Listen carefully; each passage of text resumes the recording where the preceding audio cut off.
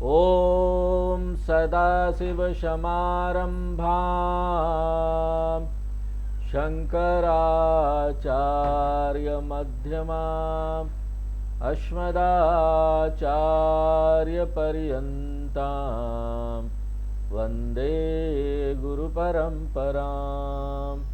ओम। तो हम लोग जो चौपाई और दोहा है 130 नंबर अयोध्या कांड का ऊपर। काम को मद मान न मोहा,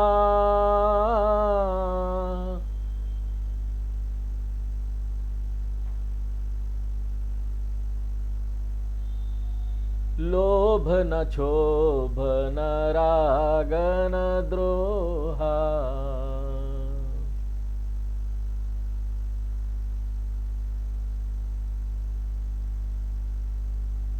जिनका कपट दंभ नहीं माया,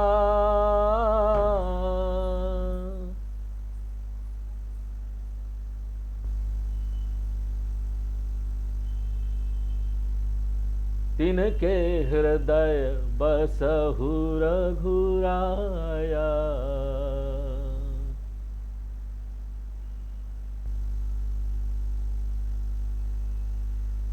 सबके प्रिय सबके हितकारी,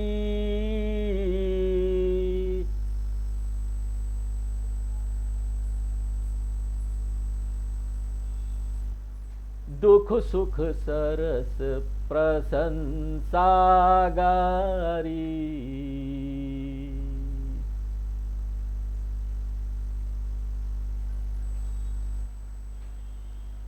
कहि सत्य प्रिय वचन विचारी,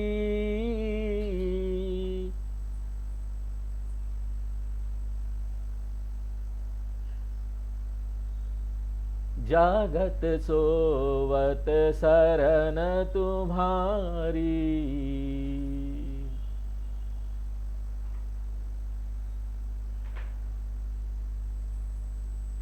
तुम ही छाड़ी गति दूसरी नाही,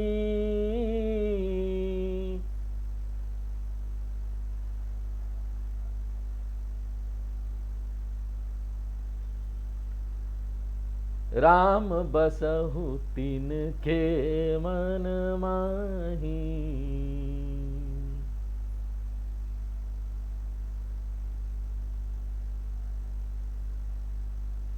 जननी सम जान ही पर नारी,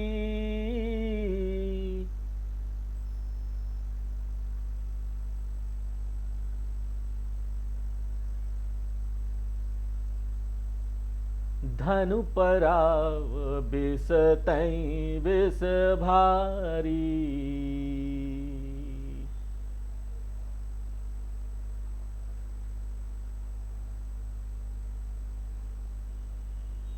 जे हर साही पर संपत्ति देखी,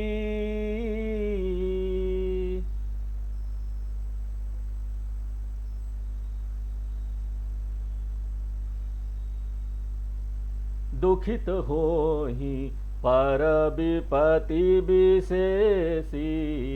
म्यूट कर लीजिए।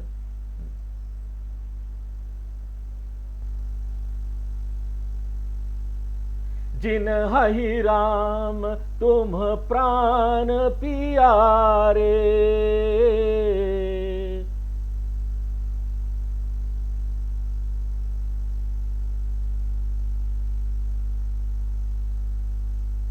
तिनके मन शुभ सधन तुम्हारे।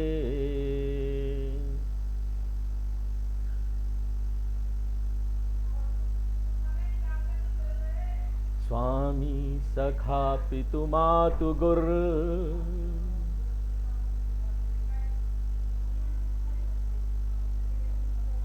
जिनके सब तुम तात,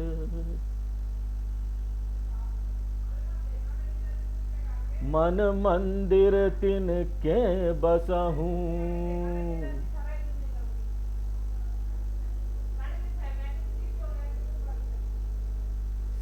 सहित दो भ्रात।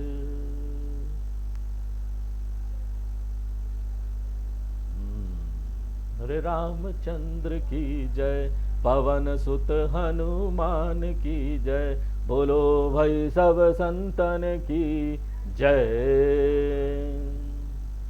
वाह, बहुत सुंदर है हा? कितना ज्ञान है इसके अंदर।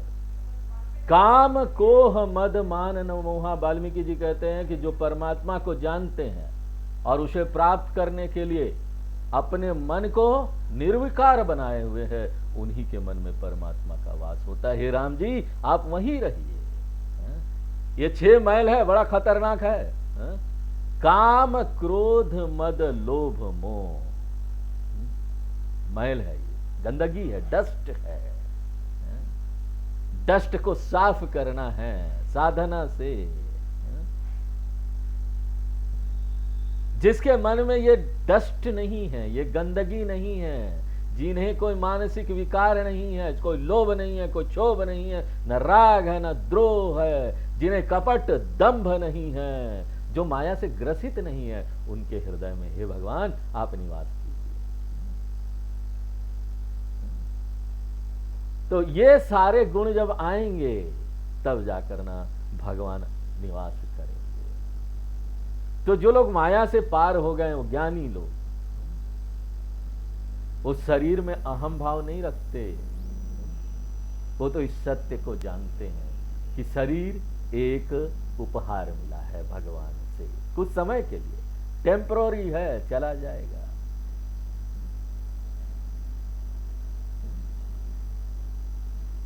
तो ये अविद्या है, अविद्या कि हम नहीं जानते, और अविद्या नाशवान है।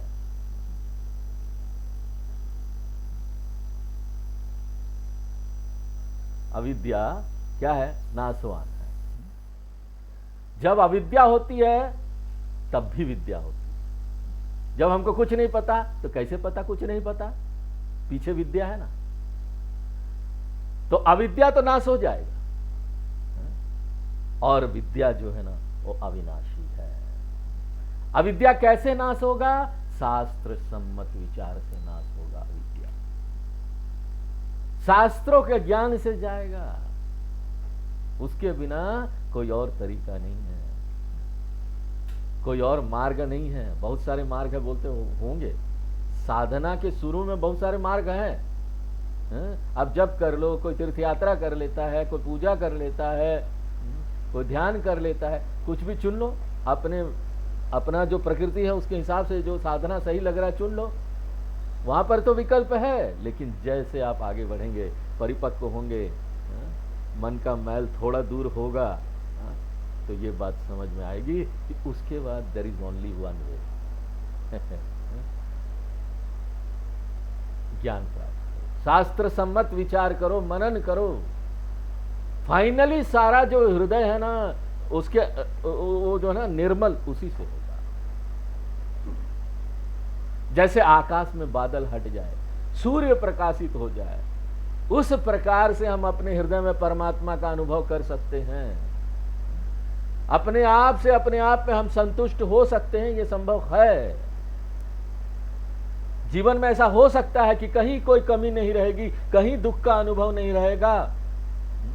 हम अपने आप को अमृत स्वरूप अनुभव कर सकेंगे, कृत कृत्य हो जाएंगे, कृत कृतस्य भारतः, पूर्ण हो जाएंगे, सर्वव्यापी हो जाएंगे, शांत प्रसन्न मन हो जाएंगे। कितना बड़ा बेनिफिट है। और इस बेनिफिट को करने के लिए कुछ मेहनत तो करना पड़ेगा ना। कितना मेहनत है ना, कितना सोचना पड़ता है। सुबह इस वाले सत्संग में आने के लिए बहुत कम लोग आ पाते हैं। जिनके मन में ये बात आ गई कि इससे बेनिफिट है, हमको लाभ मिलेगा और महान लाभ प्राप्त होगा, वही लोग ना सत्संग में बैठ पाते हैं, वही लोग शास्त्रों का संग कर पाते हैं। सबके प्रिय सबके हितकारी। वाल्मीकि जी अब व्यवहार की बात बताते हैं कि जो सबको प्रिय लगने वाला और सबके हित का व्यवहार करता है, ये हमारे राम जी थे। सबको प्रिय लगते थे, सबके हित का व्यवहार करते थे। उनकी पत्नी को जो चुरा के ले गया उनके हित के बारे में भी सोच रहे थे कि रावण का हित कैसे हो जाए। बदले की भावना से कार्रवाई कभी नहीं की। रिवेंज ये नहीं होना चाहिए। हम बदला लेंगे, उसने हमारे साथ ये कर दिया, बर्बाद कर देंगे, तंत्र मंत्र का उपयोग करेंगे, मां काली बर्बाद कर देगी। नहीं, नहीं नहीं नहीं, तंत्र मंत्र और मां काली का उपयोग किसी को बर्बाद करने के लिए नहीं करना है, नहीं तो मां काली आप ही को बर्बाद कर देगी। मां काली तो वो तो भक्तों का सम्मान करने वाली है। मां काली मुक्ति का मार्ग प्रशस्त करने वाली है। डरने का क्या है मां काली से। तो यहां पर हमारा व्यवहार ऐसा होना चाहिए, प्रिय और हितकारी। सुख दुख निंदा स्तुति में एक समान भाव बनाए रखना चाहिए। और गीता में भी भगवान यही, सभी शास्त्रों में यही बात बताएंगे ना। शीतोष्ण सुख दुखेषु तथा मान अपमान यो हो। शीत उष्ण सर्दी गर्मी सुख दुख सब में संभाव रखने वाला व्यक्ति तितिक्षा का अधिकारी बन जाता है, तितिक्षा प्राप्त हो जाता है। अब यही इतना लंबा बता रहे, तत्वबोध में बोल देंगे आपके अंदर तितिक्षा होनी चाहिए, सुख दुख और ये जो सर्दी गर्मी है उसको सह सके थोड़ा, उसी के हृदय में परमात्मा का वास होगा। कह सकते हैं कि ऐसा व्यक्ति ना उदासीन रहता है। उदासीनता बड़ा गुण है। साधक को ज्ञान वैराग्य और उदासीनता का अभ्यास करना चाहिए। उदासीनता यानी ऐसी कोई परिस्थिति आ गई तो अच्छी परिस्थिति आ गई, बड़ा हर्ष हो गया, बड़ा उछल रहे, बड़ा कूद रहे, आहा हमको ये मिल गया, हमारी परिस्थिति इतनी अच्छी हो गई, वो भी नहीं रहना। और बहुत दुख हो गया तो थोड़ा सा मच्छर काटा कि नहीं, पड़ोसियों को भी पता चल जाता है आज रात को सो नहीं पाया ये व्यक्ति, क्यों, मच्छर काटा था। सबको जा जाके बता देंगे, फोन पर भी बता देंगे, मच्छर काटा मच्छर काटा। इतना ऐसा नहीं होना चाहिए। उदासीनता यानी सम रखना चाहिए, उदासीन भावना रखना चाहिए। जो करना है वो करना है, लेकिन भावना क्या होनी चाहिए, ज्यादा हर्षित मत हो अच्छा परिस्थिति में, और दुख में ज्यादा उद्वेलित ना हो। ज्ञान वैराग्य और उदासीनता, इन तीनों का अलग अलग फल है। वैराग्य का फल व्यवहारिक सुख है। एक आचार्य तो बोल देते हैं कि दुनिया का जो सारा सुख है ना वो एक तरफ है, असली सुख तो वैराग्य में है। एक कोई लड़का था 20-22 साल का, वो गुरुजी के पास पढ़ने के लिए आया, अमेरिका से, अमेरिकन था, और उसके पास सारी सुख सुविधा थी वहां पर अमेरिका में, बड़ी बड़ी गाड़ियां, बड़ा घर था, सब कुछ था, सब कुछ छोड़ के आया। और जब वो यहाँ पर आया और उसको घुमाने के लिए ले जाया गया वहां ओमकारेश्वर, तो वहां पर जब वो जा रहा था, साधु लोग फटे चिटे कपड़े में बैठे थे, एक कोने में नीचे बैठे हुए थे नर्मदा के किनारे, और इतने खुश थे, उनका चेहरा चमक रहा था खुशी से, और इसका चेहरा बुझा बुझा था सब कुछ होते हुए भी। तो बोलता है ये क्या चीज है, वो क्या चीज है जिससे ना इनका चेहरा इतना खुशी है। कुछ नहीं है, एक फटे कपड़े में भी, गिरवे वस्त्र में बैठे हुए एक कोने में थे, लेकिन मन में इतना सुख है। तो ये वैराग्य का फल है। और आत्मज्ञान का क्या फल है, मुक्ति। मुक्त हो जाएंगे, हमको जीवन का सत्य पता चल जाएगा। सत्य पता चलने से क्या बेनिफिट, क्या मिलेगा, सत्य पता चलने से, सत्य पता चलने से हमारी सारी समस्या वहीं पर अंत हो जाता है। सारी समस्या का हर चीज यहां पर ना हमको आनंद भी मिलेगा तो परमानेंट मिलेगा, थोड़ा मोड़ा वाला आनंद नहीं मिलेगा, परमानेंट आनंद प्राप्त होगा हमेशा के लिए। अब कोई भी उतार चढ़ाव बाहर होता रहे, कोई फर्क नहीं पड़ेगा, हम सदैव आनंदित रहेंगे। अभी तो जो सुख थोड़ा सा भोग में सुख मिलता है उसमें दुख मिला हुआ, दुख मिश्रित तत्वम है, वो बंधकत्वम है, वो बांधेगा आपको, और अतृप्तिकरत्वम है। ये हमने उपनिषद में बताया था आपको कि ना ये सारे भोग में किस प्रकार का दुख है, तृप्ति कभी नहीं मिलेगा ना। लेकिन ये जो मुक्ति का आनंद है ये सदैव आपको तृप्त कर देगा, संतुष्ट कर देगा। आत्मन्येव आत्मनः तुष्टः। ये हमारे मन बुद्धि के स्तर पर ना हम बहुत कुछ देखते हैं, सापेक्षता है, इसके कारण ही हमको सुख दुख ज्ञान अज्ञान का अनुभव होता है। अद्वैत के ज्ञान में जब आप पहुंच जाएंगे, जब कोई नहीं सिर्फ एक ही होगा, तो किससे राग करना, किसको शत्रु बोलना, किसको मित्र बोलना, कहां से ज्ञान प्राप्त करना, कौन सा ज्ञान प्राप्त करना, ये निरपेक्ष है। कहीं सत्य प्रिय वचन विचारी, वाल्मीकि जी कहते हैं जो व्यक्ति सत्य भी बोलते हैं और प्रिय भी बोलते हैं। अब यही बड़ा बात है, सत्य बोलते बहुत कड़वा होता है। तो स्वामी जी सत्य बोलेंगे और आप बोलते हैं प्रिय भी बोलना है, तो शंकराचार्य जी हमारे रेस्क्यू में आते हैं। यहाँ पर गीता में भी आया है, आगे आएगा, अभी हम लोगों ने पढ़ा है कि हमको वचन कैसा बोलना चाहिए। सत्य प्रिय और हितकारी, ये तीनों चीज होना चाहिए जब हम किसी के लिए कुछ बोलते। तो सत्य ज्यादातर समय कड़वा होता है, क्या करे कैसे बोले, तो हमारे स्वामी जी ना एक उपाय बताते। आपको किसी को सत्य बोलना हो ना, सीधे मत बोलिए, वो कड़वा हो जाएगा और उसका हित भी नहीं करेगा। आप सोचेंगे हम सत्य और हित कर ले रहे, नहीं होगा।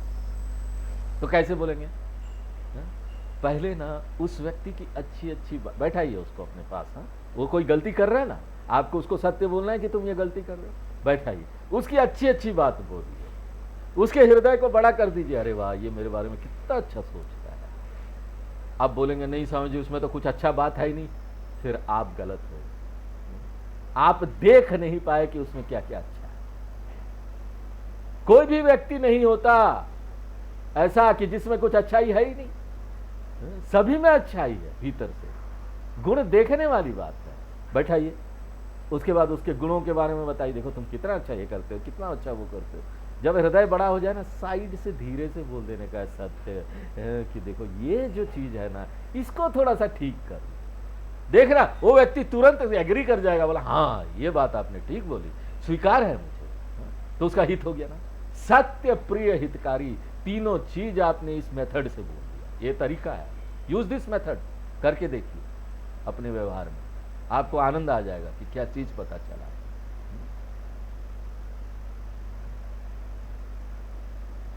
और आगे बोलते, जो सोते जागते हर समय भगवान की शरण में रहते हैं।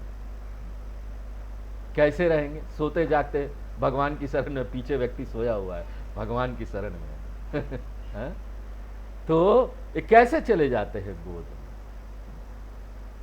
तो बृहदारण्यक उपनिषद में बोलते हैं कि सुषुप्ति अवस्था में जीव अपने जीव भाव में नहीं रहता, परमात्मा भाव को प्राप्त कर लेता है और उसे ना इस बात का पता नहीं रहता।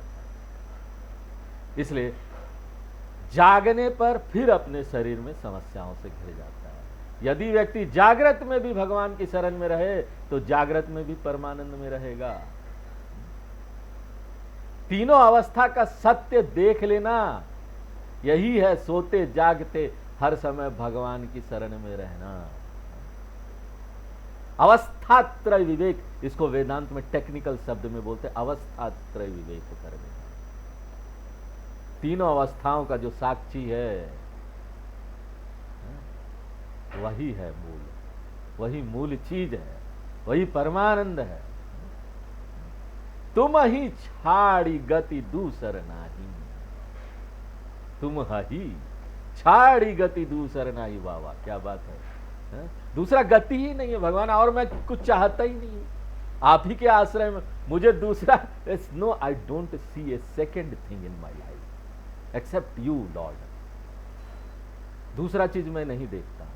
और इसी को गीता में भगवान ने बोला, अव्यभिचारिणी भक्ति, मेरा लक्ष्य ही एक है, बहुत सारे लक्ष्य नहीं है।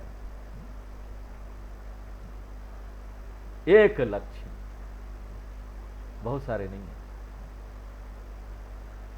हम जो है आप ही पर आश्रित है भगवान। कुछ मांगना आप ही से मांगे, कुछ संकल्प करना आप ही के सामने संकल्प करें। तो ऐसा जो व्यक्ति होता है ना, वो संगठित होता है, समन्वित होता है, हार्मनी है उसके पूरे बॉडी में, because he know what is his goal in the life. ज्यादातर लोगों को कितना उम्र हो जाता है पता ही नहीं चलता उसके जीवन में उनको करना क्या है, उनका लक्ष्य क्या है जीवन में। बहुत सारे लक्ष्य बना, कभी पूछो तो कुछ बताएंगे, कभी पूछो तो कुछ, कभी तो बता ही नहीं पाएंगे कि उनको करना क्या है जीवन में। तो उसका व्यक्तित्व संगठित नहीं है। जिसका व्यक्तित्व संगठित नहीं है, जिसमें समाधि सटक संपत्ति नहीं है, संगठित करने के लिए व्यक्ति को क्या करना चाहिए? समाधि सटक संपत्ति लाना चाहिए। तो जो ऐसा करेगा, भगवान हे राम जी आप उसके हृदय में वास कीजिए। वाल्मीकि जी, जो व्यक्ति पूर्ण रूप से नैतिकता और धर्म का पालन करने वाला है, पराई स्त्री को अपनी माता के समान जानते हैं, पराया धन जिन्हें विष के समान लगता है, जो दूसरों की समृद्धि देखकर हर्षित होते हैं, बहुत कम लोग होते हैं ऐसा सोचने वाले। हम लोग अपनी संस्कृति में तो जब गुरुकुल होता था तो बच्चों को पहले यही शिक्षा देते थे, पराई स्त्री माता के समान, सम्मान करना सीखो, महिलाओं का सम्मान करना सीखो। तो ऐसे बच्चे जब बड़ा होते थे उनको हम एग्जाम्पल देते थे कि देखो हनुमान जी कितना सम्मान करते थे सीता जी का। लक्ष्मण जी से पूछा जाता है कि गहना देगा, बोलता है मैं ना देखो मैं ना माता सीता का पाँव का गहना के बारे में तो बता दूंगा, वो मैं देखा हूँ, लेकिन अगर आप पूछेंगे मुझे कि गले का हार और उसके बारे में बता, बोले मैं सिर उठा के देखा ही नहीं उनको, तो मैं क्या बताऊँ। तो ऐसी ऐसी जब कहानियां और ऐसे ऐसे कथा हम उनको सुनाते हैं तो बड़ा होकर जब वो विवाह करते हैं तो महिलाओं के संपर्क में आते हैं तो फिर जेंडर वाली बात नहीं रह जाती, दिल से सम्मान होता है। जेंडर वाली बात नहीं होती इसमें कि हमको जेंडर इक्वलिटी के लिए इतना पैसा खर्च करते हैं हम सरकार कर रही है जेंडर इक्वलिटी, और ये पैसा यूरोप से आता है ग्रांट के रूप में। उसके लिए बड़ी बड़ी संस्थाएं और एनजीओ बनी हुई है जो महिलाओं को और का उत्थान करेगी। वो सोचते हैं यूरोप में बैठकर कि ना यहाँ की महिलाएं जो है ना सशक्त नहीं है, हमको उसको सशक्त बनाना है। और सशक्त बनाने के लिए वो क्या करते हैं? धन के लिए सिर्फ उनको इंडिपेंडेंट करते हैं, फाइनेंशियली इंडिपेंडेंट करते हैं। बिना विचार बदले सिर्फ बाहर से काम करने से ये सफल नहीं होगा। थोड़ा सा राहत तो मिल जाता है इससे। और जो दूसरे के धन को देकर हर्षित होते, कितना कठिन है। पड़ोसी के यहाँ बड़ा गाड़ी आ गया और हम जाकर उसकी प्रशंसा कर सकते हो, आपका गाड़ी तो कितना सुंदर है, कब लाए, कहाँ से लाए, पूछिए। वो लॉन्गिंग कर रहा है कि ना आप आकर उससे पूछे, खुशी दे सकते हैं आप। देखो ना, फ्री में खुशी दे रहे हैं आप, और आप अपनी साधना भी कर रहे हैं। This is a technique to do sadhana. आप अपने मन में देखेंगे कि हाँ हमारे मन में ऐसा तो नहीं है ना कोई, और दूसरे को सुख भी दे, बड़ा सुखी होगा, उसके मन को बड़ा अच्छा लगेगा। इसने पूछा, बड़े कम लोग होते दूसरों की प्रशंसा कर देते। किसी की साड़ी की प्रशंसा कर दो, गहनों की प्रशंसा कर दो, देख के बड़ा अच्छा है, कहाँ से लिया। लोग पार्टियों में जाते ही इसलिए नया नया कपड़ा, ड्रेस, गहना पहन के, कुछ पूछे बड़ा अच्छा है, कहाँ से लिया।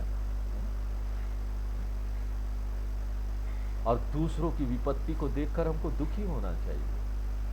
हम उनकी सहायता कर पाए ऐसे हमारे मन में आना चाहिए। भले हम पूरी दुनिया की सहायता नहीं कर सकते ना, पूरी दुनिया की सहायता हम कर सकते हैं। हमारे पास इतनी रिसोर्सेस है, इतना हाथ पांव है क्या, इतने पैसे हैं, धन है, नहीं कर सकते। लेकिन अपने मन में करुणा का भाव तो ला सकते, संकल्प तो कर सकते हैं। इस मंत्र को तो पढ़ सकते हैं कि ना सर्वे भवन्तु सुखिनः सर्वे सन्तु निरामया। ऐसा मंत्र तो पढ़ सकते हैं। इसमें क्या खर्चा होता है? दूसरों के लिए अच्छा सोच सकते हैं, उनकी विपत्ति को हरने के लिए हम संकल्प कर सकते हैं, भगवान इसकी विपत्ति को हर दो, बहुत दुखी है। तो ऐसा जो व्यक्ति होता है ना, जो इस तरह का अपना व्यवहार रखता है, ऐसे व्यक्तियों के को ना राम जी प्राण से भी प्यारा, प्राण से ज्यादा प्यारे, मेरे हृदय में रहने लायक हो तुम। क्या बात। तो क्यों ना हम भगवान के हृदय में चले जाएं, ये तो करनी चाहिए हमको ऐसा। स्वामी सखा पितु मातु गुरु जिनके सब तुम तार। हे भगवान, जिनके लिए तुम ही स्वामी सखा पिता माता गुरु सब कुछ हो, देखो भगवान को सब कुछ मान लो। जिनके हृदय में सीता जी सहित आप दोनों भाई निवास कीजिए, उनके हृदय में निवास कीजिए, सीता जी सहित आप दोनों भाई। देखो हम बोलते हैं संसार के जो संबंध है ना, वो कितने दिन तक है बताइए, कब तक है? ये जो आपको शरीर मिला है, 60 साल 70 साल 80 साल 90 साल, ज्यादा से ज्यादा मेडिकल साइंस तरक्की कर रहा है तो 100 साल से पार कर जाओ, आगे जाकर 120 साल भी हो सकता है। मेडिकल साइंस कुछ ना कुछ तो किए रहा है, कर ही रहा है, इसके लिए नई नई दवाइयां निकल रही है, कितना, लेकिन फिर भी लिमिटेड है। एक जन्म तक की है ये शरीर तक, ये शरीर चला गया, नाता रिश्ता खत्म।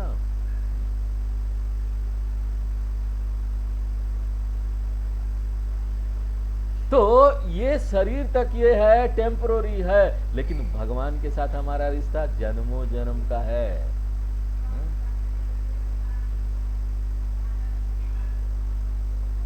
माता पिता पार्वती जी माता और भगवान शिव पिता, जगतः पितरो वंदे पार्वती परमेश्वर। मूल माता पिता हमारे कौन है? मूल माता पिता ऊपर है, ऊपर नहीं सब जगह है, वो तो सर्वत्र व्याप्त। हम लोग वेदांती, हम लोग ऊपर नहीं बोलेंगे, is there in some cloud, नहीं। तो ये जान लिया कि शरीर तो हम है ही नहीं, हम तो जीव हैं। तो फिर ये जीव का वास्तविक माता पिता तो भगवान ही है ना। ये जो माता पिता अभी मिले संसार में, ये जीव का है क्या? भीतर जो सूक्ष्म जीव है उसका है क्या? नहीं, ये जीव तो कई जन्मों से आ रहा है। कई जन्मों में आप भी माता पिता हुए होंगे, आपके भी माता पिता हुए होंगे, उसे क्या लेना देना? हमारा तो मूल माता पिता ईश्वर है। वाल्मीकि जी कहते हैं, जिन्होंने इस प्रकार से देह अभिमान को त्याग दिया है, ऐसे व्यक्तियों के हृदय में हे राम जी आप निवास। तो इस प्रसंग में वाल्मीकि जी ने भगवान को रहने के लिए जो स्थान बताया, कुल 14 स्थान बताया। अब जिनमें से अब तक 6 स्थानों की का जो चर्चा है वो हम कर चुके हैं। 14 स्थान बताया कि आप यहाँ रहिए, आप यहाँ रहिए। तो इस प्रकार से हम इसको देखते हैं ना, तो ये ना क्रमिक आध्यात्मिक विकास बताया गया, कैसे कैसे करके धीरे धीरे हम आध्यात्मिक विकास करें। श्रवण से प्रारंभ किया गया। देखो श्रवण कितना महत्वपूर्ण है, शुरू से ही श्रवण करना। श्रवण करेंगे तो भगवान को प्राप्त करने की इच्छा जागेगी ना, कान से जाएगा तभी तो इच्छा जागेगी। भगवान का गुणगान करेंगे, वैराग्य भाव धीरे धीरे सुन सुनकर ही आता है। जब हम अपने इन जो हमारे पुराने बुजुर्ग लोग हुए हैं, गुरु लोग हुए हैं, आचार्य लोग, उनकी कहानी सुनते हैं तो हमारे मन में भी ऐसा करने का विचार आता है, हमारे मन में भी ऐसा वैराग्य लाने का विचार आता है। हमको भी लगता है हम ये करें। मन बुद्धि के विकार दूर होने लगते हैं सत्संग से। सत्संगत्वे निसंगत्वा, निसंगत्वे निर्मोहत्वा, निर्मोहत्वे निश्चलतत्वं, निश्चलतत्वे जीवनमुक्तिः। भज गोविंदम, भज गोविंदम, गोविंदम भज मूढ़मते। क्रम क्रम विकास है ये। अंत में समग्र भाव से परमात्मा ही स्थित रहना चाहिए और परमात्मा के अतिरिक्त और कुछ न चाहना। यह आध्यात्मिक विकास की पूर्ण अवस्था है। ऐसा व्यक्ति फिर बिना किसी बंधन के शांत भाव से आनंदमय व्यवहारिक जीवन जीता है। यहाँ पर तुलसीदास जी बता रहे हैं कि आध्यात्मिक विकास में बुद्धि बदलती है तो उसके लक्षण इस प्रकार के हैं कि अवगुण तजी सबके गुण गही। ऐसा व्यक्ति जब संसार में अन्य लोगों के संपर्क में आता है तो गुण दोष सबके होते हैं, ये लोगों के दोष नहीं देखता, केवल उनको उनके गुणों को ग्रहण करता है। इस देखिए ये बात यहाँ तुलसीदास जी बता रहे हैं। हमारे आचार्य लोग भी बार बार यही बोलते हैं, ऑलवेज सी पॉजिटिव। गुण देखिए दूसरों में, क्रिटिसाइज मत कीजिए, निंदा मत कीजिए, गुण देखिए, उसमें से पॉजिटिव चीज लेकर उसका उपयोग। ऐसा व्यक्ति ना लोगों के दोष नहीं देखता, केवल उनके गुणों को ग्रहण करता। अच्छे गुण देखिए, ग्रहण कीजिए। और यह सब भगवान की कृपा से ही संभव है, वरना व्यक्ति की प्रकृति तो क्या है, बहिर्मुखी है, अधोगामी होती है। हम नीचे जाना चाहते हैं। कठोपनिषद में आएगा, यमराज जी नचिकेता को समझाते, परांची खाणी व्यत्रिनत स्वयंभू तस्मात् परांग पश्यति नान्तरात्मन। स्वयंभू परमात्मा ने इंद्रियों को बनाया ही बहिर्मुखी है। जितने भी इंद्रियां ना, 5 इंद्रियां, वो भागते शब्द स्पर्श रूप रस गंध की तरफ, वो बनाया भगवान ने। नहीं स्वामी जी, मन बड़ा चंचल है। हर चंचल तो है ही, भगवान ने बनाया चंचल, उसकी प्रकृति चंचलता है। चंचलता का उपयोग करो, उसका मन लगा दो भगवान की तरफ, चंचल हो जाओ, शास्त्रों में लगा दो। तो स्वयंभू परमात्मा ने इंद्रियों को बहिर्मुखी बनाकर मानो उन्हें नष्ट कर दिया। इसी से जीव बाह्य विषयों को देखता है, अंतरात्मा को नहीं। कोई विरला व्यक्ति ऐसा होता है जो अपनी दृष्टि को अंतर्मुखी करके परमात्मा तक पहुंचता है। इसके लिए आवश्यक है कि व्यक्ति अपने दुर्गुणों को छोड़ता रहे और गुणों को ग्रहण करता रहे। इसलिए पॉजिटिव देखना चाहिए, हमारे हित में है। पॉजिटिव देखना हमारे हित में। देखो, गुण ग्रहण करने का थोड़ा और सूक्ष्म अर्थ इस प्रकार भी हो सकता है, जो भगवान उत्तर कांड में भरत जी को बताते हैं। सुनहु तात माया कृत गुण अर्दोष अनेक, गुण यहु भय न देखी अहि, देख सो अविवेक। अर्थात ये गुण दोष सब मायाकृत है। सबसे बड़ा गुण तो यह है कि गुण दोष के चक्कर में ही मत पड़ो, केवल परमात्मा को पकड़ो जो गुणातीत है। अभी हम लोग चेक कर रहे हैं गीता में, गुणातीत 14वां अध्याय पूरा हुआ। गुणातीत अवस्था वही मूल चीज। गुणों का उपयोग करते करते करते अपने में सत्व गुण बढ़ाते बढ़ाते बढ़ाते बढ़ाते बढ़ाते एक दिन इससे भी परे निकल जाए। शास्त्र की भी शिक्षा इसलिए ना बदलता रहता है, भिन्न भिन्न स्तरों पर बदलता रहता है। बोलते हैं कि ना अधिकारी भेद से उपदेश भेद। हम सबको ये बात नहीं बताते हैं, वेदांत वाली बातें। जो अधिकारी होता है, तत्वबोध में भी बताया गया कि अधिकारी होना चाहिए। हम लोग रामचरितमानस भी पढ़ते हैं और भागवत भी पढ़ते हैं, तो उसमें से हम लोग वेदांत भी लेते हैं, है ना, उसकी व्याख्या ऐसे करते हैं। तो अधिकारी भेद से उपदेश है, जिसके अंदर ये 4 पात्रता आ गई है, उसी को हमको ना ये सत्संग और ये ज्ञान की शिक्षा देनी चाहिए, वेदांत का ज्ञान का शिक्षा देना चाहिए। विवेक वैराग्य समाधि सटंग संपत्ति मुमुक्षुत्वम, तभी कोई इसको ग्रहण करेगा, नहीं तो किसी के लिए क्या मतलब का है, कुछ मतलब का नहीं है ये ज्ञान। तो इस प्रकार से अधिकारी होना चाहिए। गीता में भी 18वें अध्याय में भगवान बोलते हैं, जिसको मेरे ऊपर श्रद्धा नहीं है ना, उसको मत सुनाओ ये ज्ञान। जो सुना रहा है उसके ऊपर पहले आपको श्रद्धा होनी चाहिए, तभी आप उसकी बात को मानेंगे, तभी उसकी बात को सुनेंगे। कृष्ण भगवान सुना रहे हैं ना गीता, आपको कृष्ण भगवान पर ही भरोसा नहीं है तो उनकी बात क्या सुने। इसलिए बोलते जिसको मेरे ऊपर भक्ति और श्रद्धा नहीं, उसको ये ज्ञान मत सुनाना कभी भी गीता का।